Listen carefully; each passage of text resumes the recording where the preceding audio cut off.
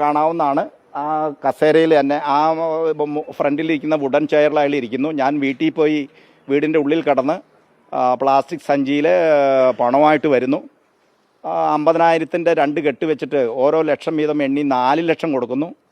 4 ലക്ഷം കൊടുത്തതിന് ശേഷം ചോദിച്ചു, ഈ 4 ലക്ഷം പോരേന്ന് ചോദിച്ചപ്പോൾ, ഇല്ല ഔസപ്പെട്ട, ഞാൻ പറഞ്ഞില്ലേ ഇതിൽ എനിക്ക് 2 ഉള്ളൂ, 3 പോലീസ് സ്റ്റേഷനിലെ SIക്കും പോലീസുകാർക്കും കൂടി ഉള്ളതാണ്, അതുകൊണ്ട് എനിക്ക് ആ പണം മുഴുവൻ കിട്ടണം. അപ്പോൾ ഞാൻ വീണ്ടും 1 ലക്ഷം കൂടി എടുത്തു കൊടുത്തു. ഈ പണം എല്ലാം കൂടി 1, 2, 3, 4, 5 എന്ന് എണ്ണി നിങ്ങൾക്ക് ആ CCTVയിൽ കാണാം.